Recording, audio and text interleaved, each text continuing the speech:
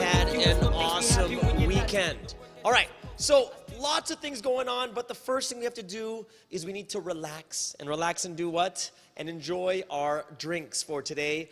Today I have an iced latte. I know that Ayaka out there is drinking good old-fashioned green tea. Someone else, I think Jason's drinking water. Everyone else is their bubble teas or whatever it is. So have a nice sip before we start. Just a couple of shout outs before we get into it. Up on YouTube, who came extra early today was like Ichigo, Ayaka from Japan. Ichigo's in Korea right now, she's Mongolian. Ayaka is in Japan. Jason, Meg is in Japan too. Jason in Malaysia, Yvonne in the UK, and on Facebook we have Sin Yi, right? Is it Sin Yi? Shin Yi? Sin Yi, right? So we have a ton of people, and those of you on YouTube, you guys are like just creating a storm in there, and I love it. I just love talking with everyone beforehand. So everyone grab your drinks and have an amazing and awesome time. Today, of course, we're going to go over the story of Paul, right? And the title of today's talk is, What Does It Take? Okay, so just to let some of you are here for the first time, my name is Sky. I am someone who's been around for over 4 decades. I've been living for a pretty long time, probably more than double the age of some of you there.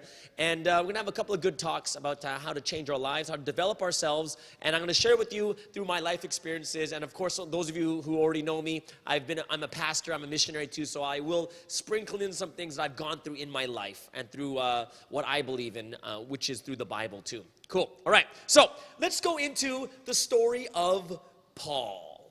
Okay. Now we're going to go into his conversion story. And the first thing you need to know about Paul is his original name wasn't Paul, it was Saul.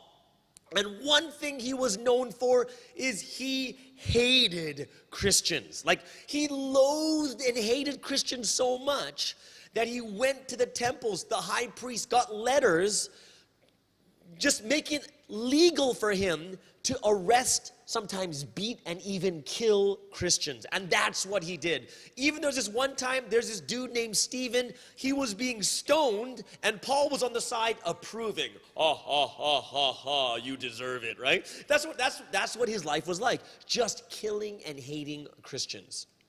Now, one day, on the road to Damascus, there's a big light that flashed, and he met Jesus on the road. Okay, now he didn't get to see him, but this flash came, it was so bright, it blinded his eyes, and he's like, whoa, what's going on? He hears the voice of Jesus. He's like, hey, Saul, what the heck you doing? And he's like, what do you mean? Who are you? And he's like, this is Jesus. He's like, huh?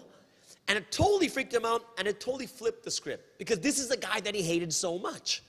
And what happened was, he went blind for 3 days. Right? He's blind. Can you imagine how scary that would have been? He went blind for 3 days. And what happened was, he's waiting and praying in a certain room. And during the 3 days, he didn't eat, he didn't drink anything, just praying. Just trying to figure out what the heck is going on. And then there's another guy named Ananias. And he's one of Jesus' disciples. And this guy comes along, meets Paul in the house, and says, here, Jesus told me to come and pray for you. I'm going to pray for you so you can see again. Prays for him. All of a sudden, he can see. Right?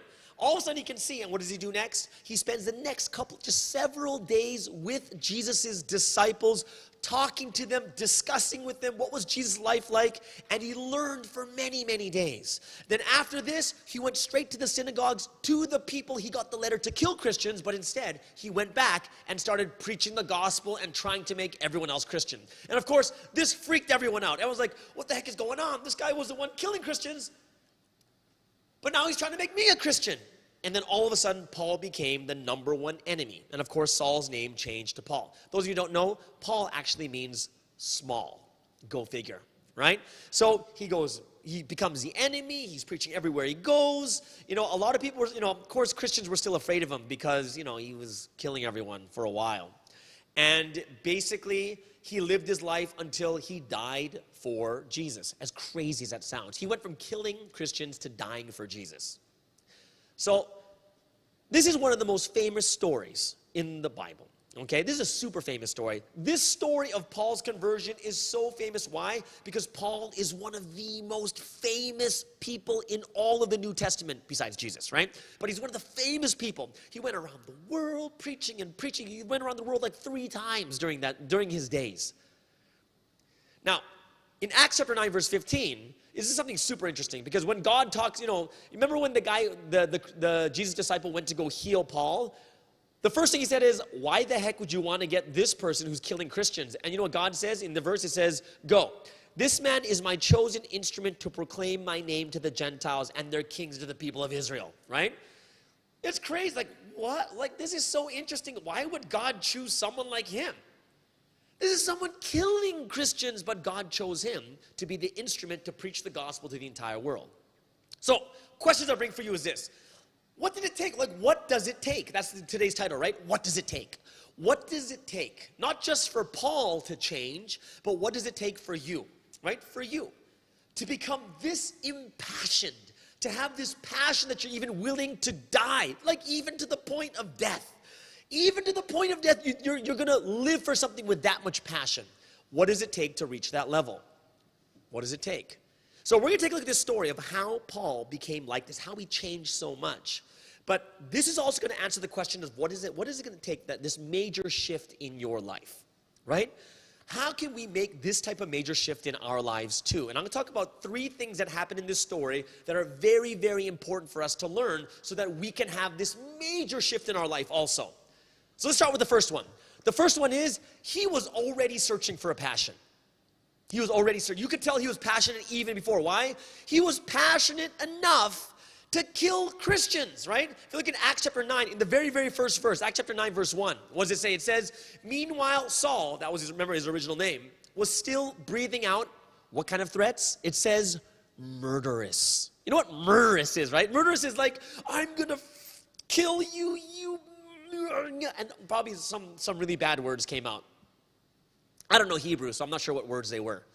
But murderous words, which means he was passionate about something, right? He was so passionate to the point he could kill someone. Can you imagine how passionate that is? To the point you could go and kill someone. He was so passionate, he was so fiery, and he was someone like going around capturing people and wanting to even beat and kill these people. My question to you is this too. For us too, this is the first thing that we have to figure out is we have to find our own passion first. There's got to be something you got to be passionate about, right? Just like Paul was searching for it, and it was so big to him that he could even kill someone. And I'm not saying you go out and kill someone, right? But that's what happens, right? When you get so impassioned about something, it's like this. Let's pretend there's a manager, okay? So let's say there's a super passionate manager, and he wants everything to be perfect, and he's so passionate. Every single mistake, he's going around fixing and correcting every single thing around there. We've seen those people before, right? Super passionate, they want to fix everything. And this passionate manager is basically like trying to correct every single person. Which leads to the second event. And the second event is Paul had a humbling experience. And much more than a humbling event, a humbling experience, it is life-changing. Now, what does it mean, humbling? Humbling basically means is when you think you're this big and you're humble to where you're really supposed to be. And it's crazy because what kind of event happened? He was on the road and he met Jesus. And then he was blinded. Right? If you look at Acts chapter 9, verse 9, it says there that for 3 days he was blind, he didn't eat and he didn't drink. Can you imagine how distressed you'd be if you were blind all of a sudden? Can you imagine what would go through your head? Like, not only was he blind, right? But the bigger thing was, it was symbolic of he was blind to the truth or blind to the real situation that was actually happening, that he was persecuting and he was going against the wrong person. Which, the most humbling thing that I think everyone goes through is when you find out you are wrong. He found out he was wrong. And it wasn't just finding out you're wrong. You were wrong for something where you were so impassioned that you were killing people. Right? You know what situation this is like? This humbling experience is like that manager, right? Remember that passionate manager? This passionate manager thinks he's helping everyone by going around correcting. No, you have to do it this way. You have to do it this way. So passionate. And later he finds out no one likes him. Right? No one likes him. The sad reality comes in where you have like a birthday party and no one comes, and you overhear people don't want to go because they don't even like you. And it's such a shocking thing to that passionate manager who thinks they're doing the right thing by making everything perfect, correcting everyone, stopping every little mistake. He thinks he's doing the right thing. But in the end, he finds out not a single person likes him. No one likes him. What happens is it shatters you to the core, right? It shakes the very existence of you to the core, to the core. That's a very humbling experience, which also leads to the third point. And what happened to Paul in this third point is, see, when you get to this point, he's been humbled. So he has to now humble himself and he has to learn. Like, this is a thing that has to happen. The moment you're humbled, you realize you're wrong, you should humble yourself and start learning. Because that's what he did, right? Look at Acts chapter 9, verse 19. In Acts chapter 9, verse 19, what does it say? After taking, remember 3 days, no food, no drink, just praying. Ananias comes, heals him of his eyes. He eats, gets strength, and what happens? He spends days with the disciples in Damascus learning and discussing, who the heck is this Jesus guy that I've been persecuting this entire time?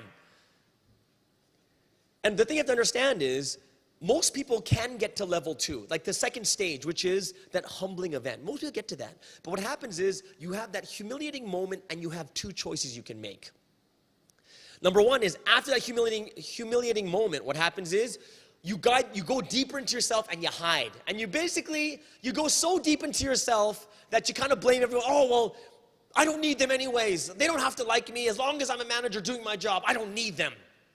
You can actually flat out deny it, or you can change your life, right? You can change yourself and say, wait, this is wrong.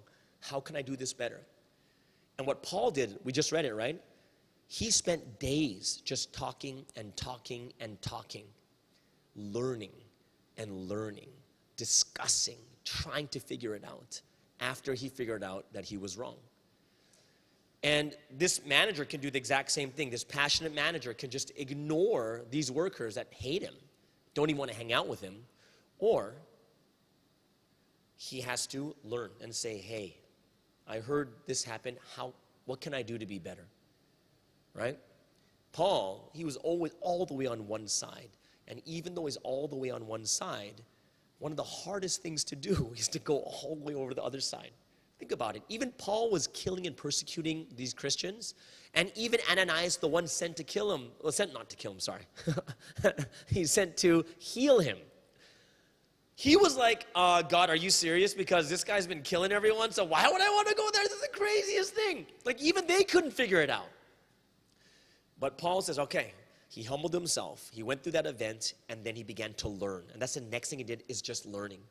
And the thing I want to talk to you today, this major thing I want to talk to you about, the thing that has to change in each and every one of us, we call it, in normal society, psychology, whatever it is, you can call it a paradigm shift. It's a paradigm shift. A paradigm shift, what does it mean? It means that the way that you were thinking before, right? It is such a drastic, a major change, right? A major change in your thinking and a major change in your acting, right? This is what it is, right? This is what the definition is, right? The definition is a major shift and change in what you thought and how you act, right? We'll get that on the PPT right now. Is that next one on?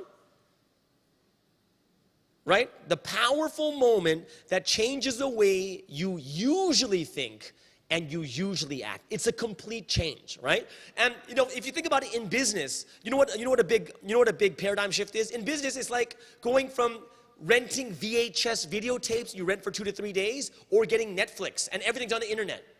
It's a major shift where you no longer have to go to the video store, but now people just want to get it from home. You know what another huge major shift is? You know when you watch episodes on TV? Now you have the whole season is on. You're not, back in my days, we had to wait every week. Every Thursday, 7 p.m. is when it came on, and you couldn't rewatch it.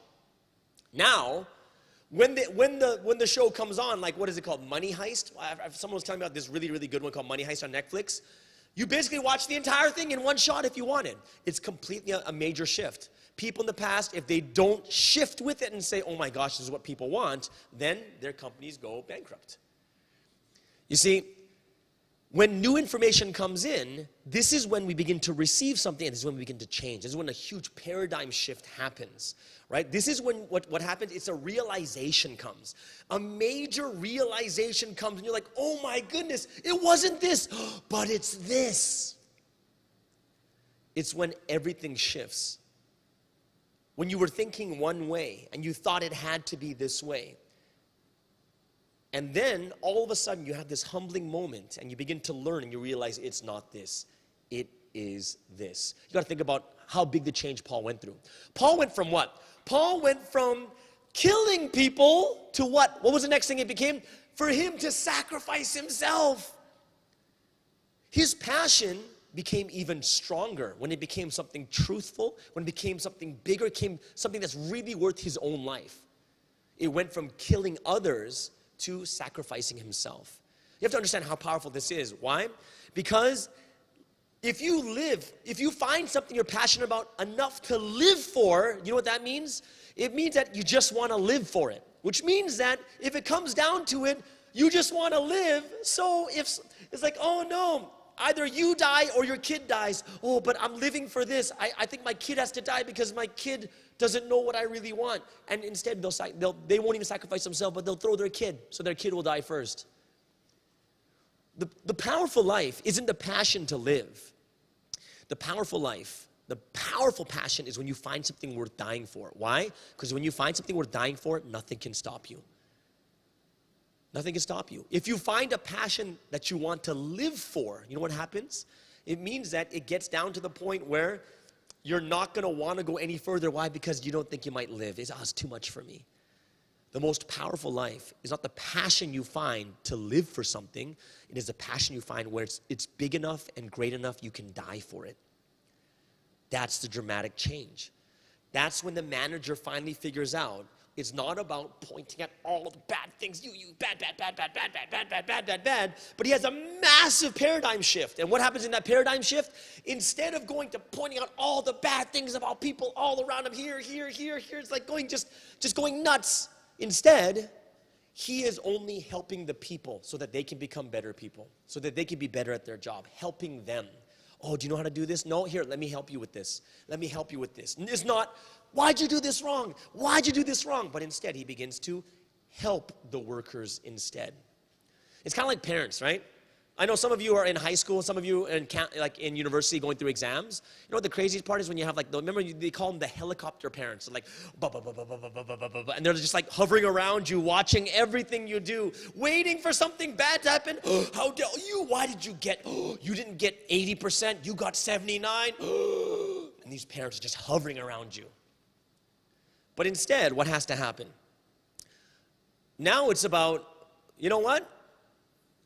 Even if my kids do bad in school, does that change the love I have for them? Does that change my support? No. In the end, what would you rather have? Would you rather have a child who goes to the best university but absolutely hates you? Was that the point of parenting? Just to make them successful, go to the best university but they hate you and there's no relationship? Or is it for the relationship? There's a big paradigm shift.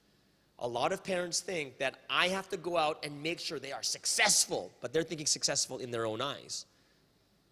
But the paradigm has to shift and saying, you know what? I want them to be happy with what they want to do, and I'll support them and love them no matter what. And you know what's going to happen? They may not be as successful as you want them to. However, you will have an amazing relationship with your children and with your parents. That's a paradigm shift. And one thing I'm going to tell you, this last thing I want to tell you is this. When you go through a paradigm shift, when you go through a humbling event and you find that new passion, I guarantee you right now, just like that man, just like what happened to Paul. What happened to Paul? Even with Paul, after he changed, how many of the Christians actually wanted to meet him? Zero. They're like, no, not Paul. And they all ran away from him. Because even if you change, remember, you still have a reputation. You're still known for something else. What did Paul do? He showed by his actions. Constantly he pushed through it until people understood, oh, this guy's legit. We were afraid, but now he's one of us. And he's actually not just one of us. He is the one who stands at the front. So what I'm telling you guys is this. 3 things we learned today. Because you know what? The worst thing you can do in life is live without any passion. Live without anything that's worth living. Like if you, most people don't even have anything worth living for. They're just kind of going through life the way that, my parents want me to be this, my parents want me to be that. Oh, I think this, I want to be this because it makes the most money. No, you got to think about something. You got to, even if you have a job, it doesn't mean that your job is your passion. You can do anything for a job, but you still got to have a passion. Like even for me, I'm a pastor, right? I'm a missionary. That's my job. But this YouTube is a passion for me. That's why I can do it every week. It's a passion, right? It doesn't mean it's your job. A job can be a passion, but you have tons of other things that can be your passion too. Like someone can have a job they might not like, but their passion is their children. So that job allows them to have more time with their children because that's their passion. 3 things, what do you need? Number 1 is passion. You got to search for a passion. Doesn't need to be a job. Doesn't need to be a job. It could be anything, some passion. It could be a hobby. For me, also another one of my passions is coffee. I don't know why. Just, it's coffee. Oh, I just drank passion, right? Find your passion. Number 2, we need to go through a humbling experience. And it's normal because a lot of times you'll find a passion, but you may not, because you're so passionate about it, you may make mistakes along the way, and we will have humbling experiences that we have to step back, humble ourselves, and learn again to go in the right direction, right? And just like for me in YouTube, just like for you guys in school, when we're all babies learning how to walk, learning how to speak, we went through some humbling experiences saying the wrong things, right? Doing the wrong things, thinking the wrong things, not knowing the things, not knowing the proper things. And we all have to go through this cycle. And if we understand this cycle, then passion, humility, and learning, this is what brings you to a higher level of passion, just like it happened for Paul. All right, I hope that all of you guys really enjoyed this talk today, the story of Paul. What does it take to gain that passion? What does it take for you to make that massive change in your life? And I hope that those of you who are joining us for the first time, if you want to listen to all the other Lockdown Tuesdays, just go to our YouTube channel called Espresso with Sky. We'll put the link in the room. Subscribe, hit the bell, and every time we have a new uploaded video and every time we go live, you guys are going to get a notification telling you that we're live right now. Those of you who want to support this ministry, we're on Patreon, and we're going to put that link in the room too. And those of you who would like to know, on Saturday at 1 p.m., we have group Bible studies at 1 p.m. Saturday. We're going to have another sign-up sheet there, and in that sign-up sheet, you can sign up and say, oh, I really want to learn a little bit more and more deeply too. Also, something really, really cool. So, this time for a question and answer, but you guys are probably coming with a lot of questions right now. So start thinking about your questions. But we, the Corona MCO, the lockdown time is coming to an end. So we need a new name for this talk. So what we want to do is we want to put up 5 names that a lot of people were voting on already, but we want to see what you guys think would be a cool name. So here's the possible names. Read them, right? Taco Tuesday, but talk as in taco, right? Taco Tuesday, Espresso Talk, Coffee Talk, Totally Tuesday, or The Coffee Table. So in the room, just put your votes in 1, 2, 3, 4, or 5, right? We want to see what people think. Put 1, 2, 3, 4, and 5, and we want to see which name you guys like the most that we can change our name to, right? Taco Tuesday, Espresso Talk, Coffee Talk, Totally Tuesday, and The Coffee Table, all right? So I'm going to give you guys a couple seconds to vote and also a couple seconds to start writing your questions down for today. So I'm going to give you a couple seconds while I have a sip of my iced latte.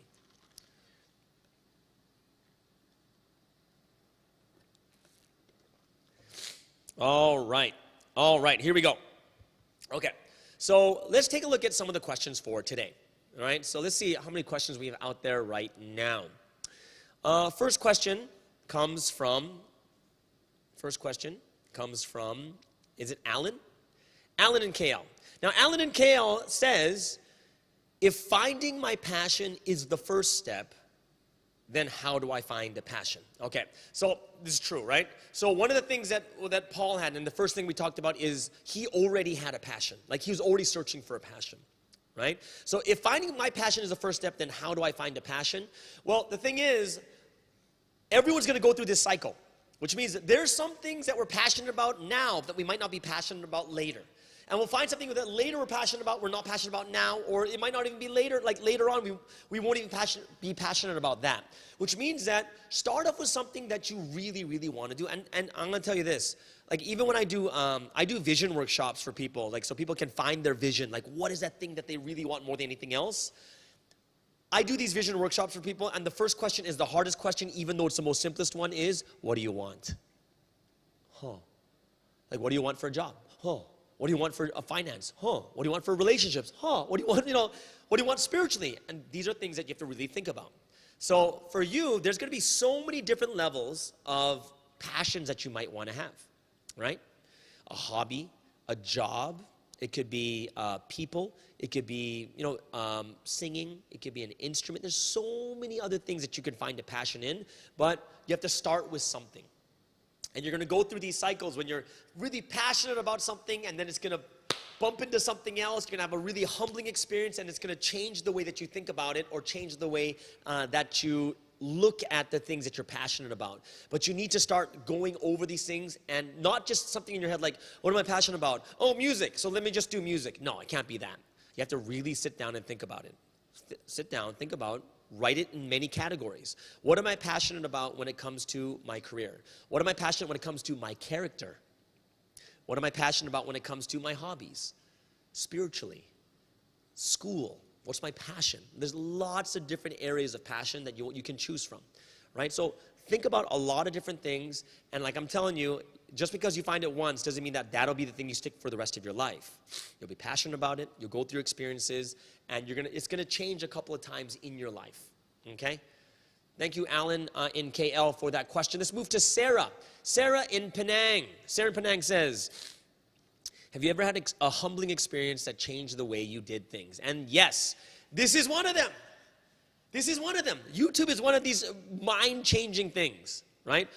In the past, I'd always go to schools and campuses, and I would teach people, go onto campus, see them live. And the thing that was really hard for me was, I have to go to the campus, those people I meet, and I might never be able to see them again. And one of the most humbling experiences that I had, is when I met someone who's a YouTuber, and basically every month are getting comments for a video they did 2-3 months ago, and thousands and tens of thousands and hundreds of thousands of people are watching that same video, and he's only recorded it once. And I was like, what? I would never be able to do one talk in front of 100,000 people. But when I talked to him, I was like, what? And there's another guy, and I'll tell you, this guy has had one video up for 2 years, and that video, like it makes money, right? And he's been making $2,000 US a month for the last 2 years off that one video. Just made it once.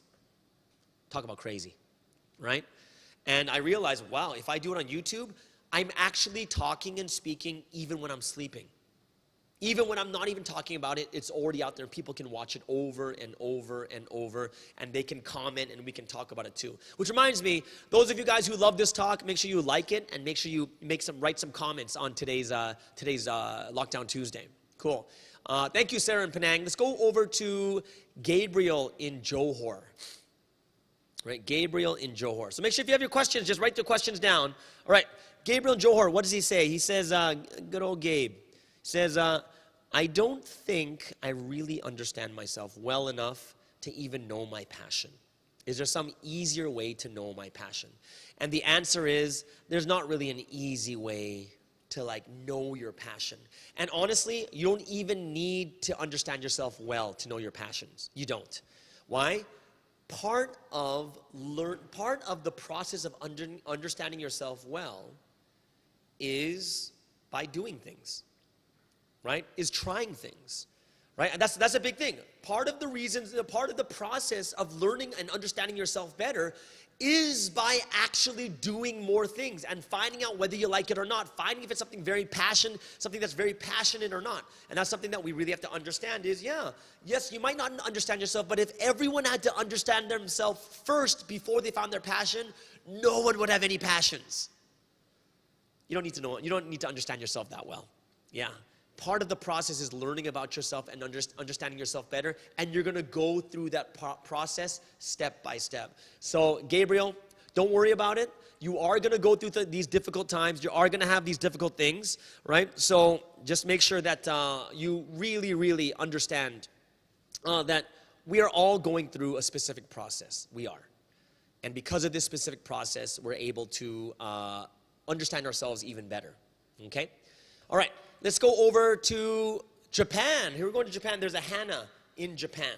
Okay? We're going over to Japan. There's a Hannah in Japan. And the question from Hannah is it okay to delay passion first because money is needed more nowadays, especially for young breadwinners in the family? Okay, cool. So great question, because like I said first is, a passion doesn't necessarily have to be a job, right? Because a passion could be in multiple areas. For instance, my passion could be, let's pretend that if I had a child. If I had a child, what if my passion is my child? Just to make sure my child has the most fun, like the most fun every day, and they have a great relationship with their father. I still go to my job, right? I still go to my job. But my passion is my child, which means my job, I love my job because it allows me to have more time with my child, right? So the passion doesn't necessarily have to be a job. It could be multiple things. It could be in finance. It could be in career. It could be spiritually, like some people who have faith, that spiritual part can be their passion. It could be about relationships. My passion is my friendships. My passion is, it could be a hobby, right? So a passion could actually be something like bowling. My passion is bowling, right? Which means that I still have my job and I'm the breadwinner of my family, yet one of my passions is bowling, and I do go bowling every Friday night or every Saturday and Sunday night or whatever it is, right? So remember, your passion doesn't necessarily have to be a job. It doesn't have to be about money. There are passions in multiple different levels, right? So I hope that you guys can really understand that. Yeah, Hannah, don't worry about it. It doesn't have to be about money. Money's not the most important thing. And for some situations, money is important, where it's better to take that job, hold off that passion for the job, but do something else do another passion in another area, like a hobby, like a sport, like many other different things, if that makes sense, okay? Thank you for that awesome question, Hannah, in Japan. Great. Let's go to Kenny in KL. Kenny in KL. And Kenny in KL says, I have something I'm really passionate in, but I found that when the passion becomes my career, I tend to start losing the passion in it. How should I maintain my passion? Great question. Okay, so how is passion maintained? This is a really good question though. How is passion maintained? So if we look at passion, one of the ways that we kind of symbolize passion is fire, right? Oh, I have that fire in my heart to do this. I have my fire to do this. And we have it, that's what we always call passion fire, right? Now the thing about passion is this, or fire. When you look at fire, fire burns out when you run out of wood, right? It's true. Fire runs out, it snuffs out the moment you run out of wood. In the same way, the worst part about passion is this. You can have that same passion, and then when you start doing it, you start using up that wood, you start burning up the wood, and eventually there's no wood left, right? Which means what? One of the things you have to understand about passion, and one thing you have to understand about the human mindset is humans, in order for them to keep something, it doesn't mean you maintain that same passion. In order to maintain passion, you have to raise it to the next level. Which means that, let's pretend for me and YouTube, okay? How does my passion keep coming for YouTube and like doing these like Lockdown Tuesdays, which could turn into Taco Tuesday or a Coffee Talk or Espresso Talk, well, whatever it is, right? How do I maintain it? Well, we started off with, you saw the background, but now we have a green screen. Now we have a different mic setup. Before I was holding a mic. Now I'm not holding a mic. Now I have better coffee. The way that we set up, if you guys see the setup that I have right now, it's really interesting because before I was like, had a piece of paper in front of me. Now, for those of you guys don't see it, I'll post it one time. You'll see my view. I have a TV screen here, a TV screen up there, and I have a giant whiteboard with my notes on it. I'm not that smart. I didn't memorize everything. I don't know all those Bible verses, right? But I have a big whiteboard, I have a TV screen, I have a TV screen, I have a camera, I have a green screen, I have another studio set upstairs, and what happens is what? We're constantly upgrading, and it's exciting and exciting and exciting, right? So those of you at Bubble Talks, right? Those of you who know Bubble Talks, why is Bubble Talks so exciting now? Is because every Thursdays when you come to the live Bubble Talks, we give away free bubble teas. We send the bubble tea to Korea, send it to Taiwan, to the Philippines, Malaysia, Singapore. We send bubble teas everywhere, right? And just to let you guys know, later on, when we hit like our 50th episode, we're going to be giving away some bigger stuff. When we hit our 100th episode, you guys are going to be crazy shocked about the stuff we'll give away on those ones too, right? Why? It's exciting. You have to keep raising the level. And when you raise the level, what happens? Then you begin to keep getting excited more and more. If you stay the same way, what happens? You basically burn out in the wood. You got to get better wood. You got to get better burning materials. You got to get kerosene, like big bonfire or whatever it is, right? So, and of course, another thing is don't burn too fast. Yeah, don't burn too fast. Slow and steady wins the race. Okay? Thank you, Kenny, for that question in KL. Let's move on to the next one. Sammy in PJ. Sammy in PJ, question is it okay if I have a change in passion after a while? Yes, it's fine. Completely fine. Change your passion is not a bad thing. Don't think it's a bad thing, right? The only thing I would suggest to you is if you're doing it properly and you're constantly raising the level, like I said for YouTube, we're getting new things and new things and new things, and we're getting more and more excited. But if it ever reaches a point where we don't, where even though we're raising the level more and more, and then I don't feel passionate anymore, then I'm like, maybe this is not what I want to do anymore. If I'm still raising the level and I'm still, going strong, but yet I don't feel anything. And what I would suggest first, though, is I suggest first you take a break before you fully decide to get rid of that passion. Take a break first. Maybe you're just burned out. Maybe it's just too much work. You need a little bit of a break. And then get back into it again, right? Not too long, because if you go too long, then you don't want to do anything. Okay? Thanks, Sammy. Sammy and PJ, great question. Let's move over to Hui Ying in Malacca. Hui Ying. I think I'm pronouncing it right. Hui Ying says, what if others come in my way of trying to achieve my passion and hope? Well, if it's a true passion, like we're talking Paul level passion, he's willing to die for it. Right? Like I said, there's going to be people that come against you. Then even when Paul changed for the good, a lot of Christians like Peter and Ananias and all these people that followed Jesus didn't even want to meet him because he was the one that was killing people too, right? So you do have to understand that in the beginning, when you find that passion, it's going to be normal for a lot of people to come against you. It's a normal thing. But you got to kind of let it pass by because that's going to be a normal thing that happens. You know what I'm going to tell you what? Misery loves company. And people who are miserable want others to be miserable too. But like Hui Ying, you got to keep that passion. And no matter what, it's fine. Push forward. Push forward. Right? Because the last thing you want is to have that regret that, I should have done it. It wasn't that bad. Right? Yeah, there's people there are going to be people, just like Paul, even when he changed for the good, he went to Jesus' side and Jesus' people went against him. Why? Because they didn't know really how passionate he really was about it, right? So it's going to happen as a normal, natural thing, just like it happened to Paul. Thanks for the question, Hui Ying. Let's go to Hong Yen. Hong Yen in KL. What's going on over there? Hong Yen in KL says this. Hong Yen in KL says, you mentioned, is that right? You mentioned that we need to start looking for passion, right? You mentioned that we need to start looking for passion by looking into different areas, financial, career, spirituality, whatever, okay, etc.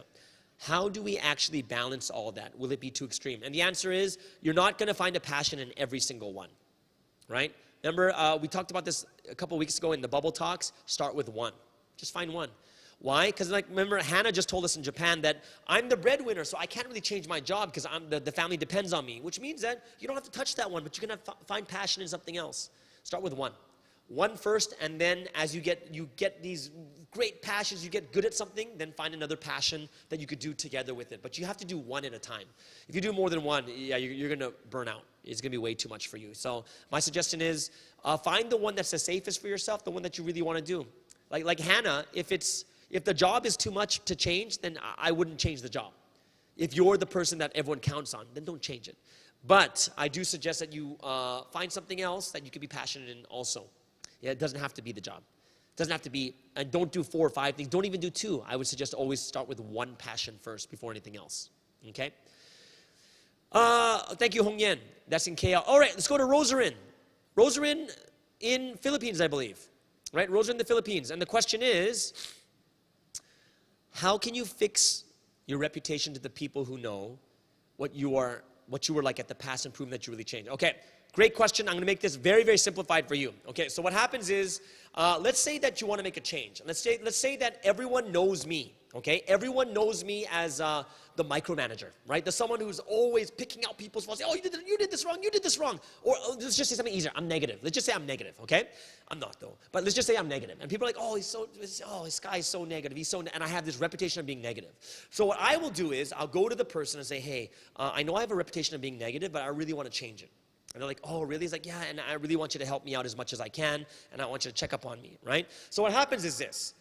If 6 months later, all of a sudden, like I'm doing really, really well for 6 months, and then 6 months later, boom, and then something bad happens, and I become super negative, like, they're always like that, I can't stand this, and I become negative again, then what do people say? Look, he didn't change. He didn't change. But the crazy part is, you weren't even negative for 6 months. So how do you get the reputation to change? Is every 2 months, you should be checking in. You should be. Yeah, when you check in, you're getting people to start thinking about it again. And their reputation begins to change. So for instance, or even 1 month later, it's like, hey, I was really trying my best to not be negative. How was I last month? They're like, actually pretty good. Yeah, actually, yeah, I haven't heard any negative stuff. Oh, thank you so much. You know, can you just please remind me this, and this? Oh, okay. Then 2 months later, hey, you know, I really worked. So now 3 months now, right? So 1 month, and then 2 months later, hey, I've been really trying hard, and I want to get your assessment just to see how I'm doing with negativity. And they're going to be like, yeah, no, man, for the last 2 months, you've been great. You've been great. What's happening right now? Is they're beginning to acknowledge the work that you're putting in not being negative. Another 2 months later, which makes it 5 months, you check in again, and they say, wow, you know what? I'm so proud of you that you're really changing a lot. And then at the 6th month, when finally, boom, you explode, and someone says, oh my gosh, look how negative, see, they never change. But that person who you've been checking in with will say, no, trust me. I've been talking to him, and I've been with Sky for like the last 5 months, and he was doing so well. He's really, really trying hard, and he's really changing. The problem is, if there's no check-ins or accountability in between, there's no one acknowledging what you've been doing, and it's out of sight, out of mind. So what happens is, they're not recognizing it because it's not in the front of their minds. So when you become negative, they're going to be like, oh my gosh, look at that, they're just negative. No, you're always bringing it to the front. Hey, how was I? Hey, you're doing pretty good. 2 months later, hey, you're doing, at the 5 month, you're doing awesome. And at the 6th month, they'll be the ones that defend you. Why? They've already acknowledged 3-4 times that you're doing better. They've already acknowledged it, right? The problem is when it's reputation is something that is over and over and over and over and over and over again, right? Which means that to break reputation is you're making a new reputation, is they're always acknowledging over and over, acknowledging that you're positive. And then when that one negative thing comes out, they'll be on your side saying, no, this person's reputation has changed. And that's one of the best ways you can do it, right? Remember, all reputation is the repeating of the same thing over and over again, whether it's good or bad, and people will acknowledge it. The crazy part is people see the bad stuff more than the good, and that's why they'll say, oh, negative, they're so negative, right? So what you want to do is you want to take the same approach, but trying to fix it, and there's constant acknowledgement all the time. Like, you don't want to do it every day and annoy people, right? But you want to be like, hey, next month, check and say, hey, how was I? Check another 2 months later, another 2 months, and then you've already checked 3-4 times over the last 5-6 months. And when it actually pops up again, you're going to be there. Your reputation is going to change with that person, and they're going to defend you in those situations. Cool. All right. That is the last question. Very, very grateful and thankful for all of you for joining us here on the Lockdown Tuesday. Today it was the story of Paul, and what does it take. I hope that all of you guys really enjoyed it, and more than anything else, those of you, like I said, Espresso on this Espresso with Sky YouTube channel, go ahead, subscribe, and like it. Like it, put down the comments. I want to hear from you guys because I'm the one who's responding. There's not a lot of comments, but I want to talk to you guys. So you can put questions in there. You can put any type of comment, whatever you want, and I'm going to respond to everything. I will. I promise. I'll respond to everyone in those comments, right? And if you have any extra questions that you want to give me that I can answer at the next Bubble Talk or the next Lockdown Tuesday, definitely want to do that. And of course, for the 5 new names, remember, please vote for them, 1, 2, 3, 4, 5, right? And then you post that up one more time. The 5 names, post it up one more time, and then they can kind of look at it and say, oh, I like this one, I like this one. Taco Tuesday, Espresso Talk, Coffee Talk, Totally Tuesday, and the Coffee Table. All right, everyone, have a wonderful and amazing Tuesday and Wednesday, Thursday, and Friday, Saturday, Sunday, Monday, until we meet again. And for those of you who come to the Bubble Talk for the free bubble tea and free prizes, see you on Thursday night. Everyone, have a wonderful day. Bye-bye.